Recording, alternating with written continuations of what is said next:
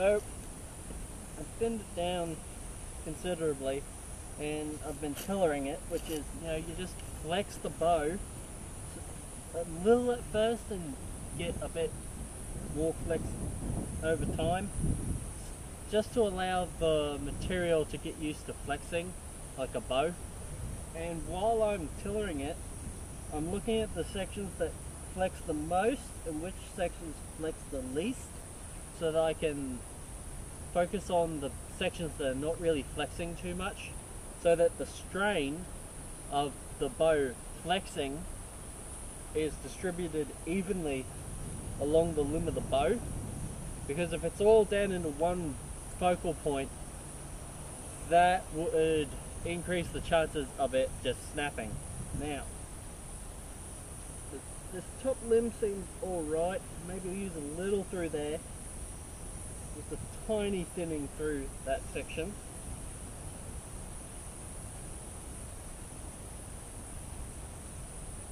However, the bottom limb is a bit more dramatic.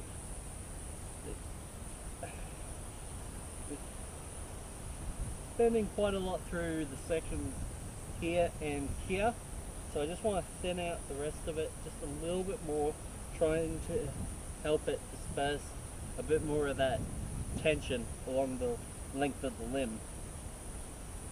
But it's a little bit more work, and we should be able to throw a string on this, hopefully.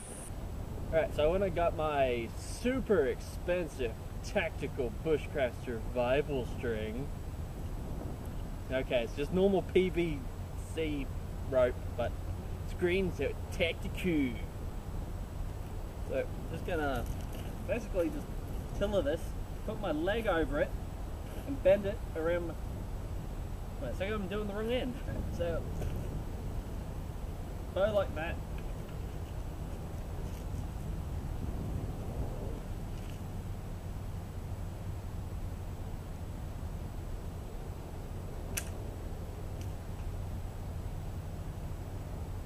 Nope, needs to be tighter.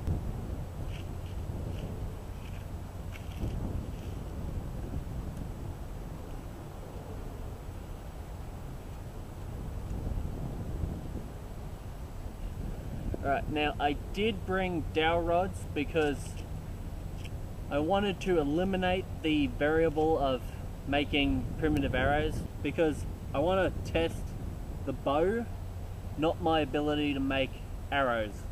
Now if you were in a survival situation and you had thought forward ahead enough to pack dowel rods, you probably would have been better off packing a more reliable means of harvesting game, such as a 22 rifle, a larger rifle, shotgun, proper bow, possibly a takedown bow, hell, even a crossbow. But you know, we're in fantasy survival land right now, so we're going to just have to dispense with logic for a little while. Oh, and in case you haven't figured out, I'm trying to put a knock on these dowel rods. Really, I should have just brought proper arrows. Oh well.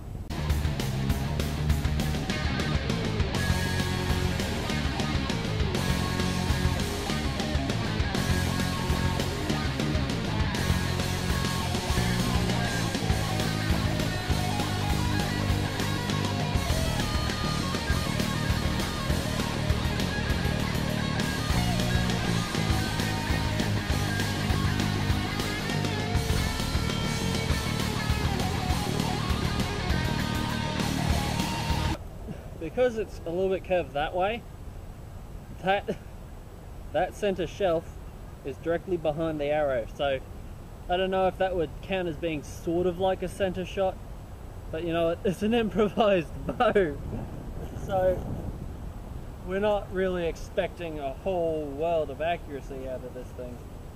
And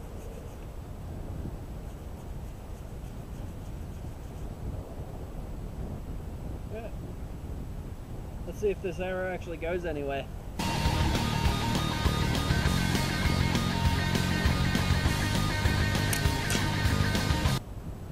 Really curved off to the side. See, the rope is a little bit off to that side, so it would be forcing the arrow towards the bow, and it's not perfectly in line, so it's going to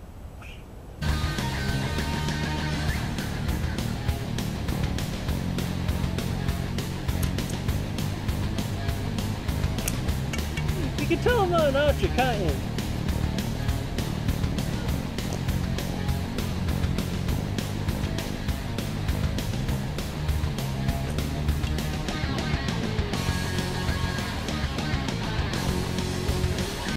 So, the limbs are flexible enough, I guess.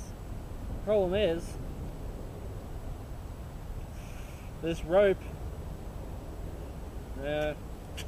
probably the first shot was definitely the best shot. Since then it's quickly lost power. Because of this, I'm assuming because of this string. I mean, that's way too much slack. Okay, I redid it. Think I might have put a bit too much tension on it. This is why you don't want thin spots in it. That's too much of a bend. There is way more tension in that part of the bow than there is up here. That's still straight. But guess that's what happens when you're a novice. Although it sure does have a hell of a lot more tension on that string now. What the hell? Let's see if it snaps in half.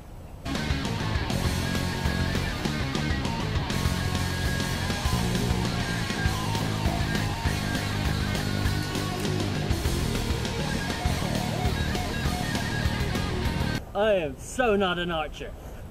But that didn't stop me getting a fishy. Okay, I just found a lure, whatever.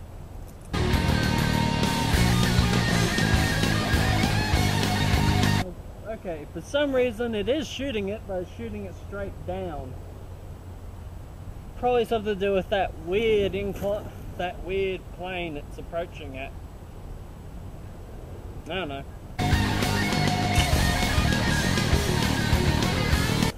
So I think we may have proved that the material is flexible enough. It would just take someone with more knowledge of bow making than I have to make one effectively. At least that's what I'm assuming at this point. I don't know. I would really encourage anyone else out there to maybe give this a try. I would love to see someone else give a go at making a bow out of Lantana. However, I think next time I'll try and make a bundle bow, which is another classic type of survival bow people like to attempt. Oh well.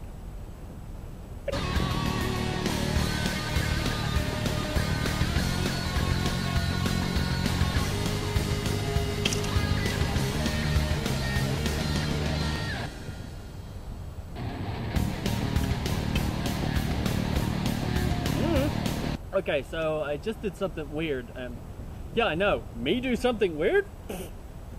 Who'd imagine? You know how in the movies, some of the idiots hold their gun like that so it looks cool but ejects brass straight into their face? Hey, that's nowhere near as bad as the semi-automatic muzzle loaders. Though I have heard of a ninja secret for shooting 2 shots out of a single board muzzle loader, you know, a black powder muzzle loader. But, you know, never actually tried it, so I'm not telling anyone because I don't want them to blow themselves up. But I took my bow and I was noticing how it just kind of just shoots it straight down into the ground. So basically it has a consistent trajectory. Problem is that trajectory seems to be straight into the ground. So I tried firing it sideways and, well,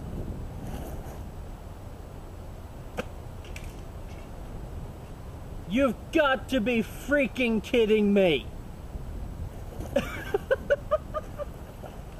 It shoots straight if I do it sideways. Oh, so I know you're probably thinking, crossbow? Sadly, no. As much fun as it would be to turn this into a crossbow, Queensland Weapon Act kind of makes that illegal, so yeah, I could, but then there'd be no be a survival, because I probably would not be able to get out and film videos studying bushcraft if I was in prison. And they definitely would not really want me having my big knives in there. Alright, so I might play around with it a little bit more, shooting it sideways like an idiot. Because, well, that seems to be the only way it's gonna actually go where I want it to. See if I can put a real arrow in it and get it to stick into anything. Man, this is just getting crazy.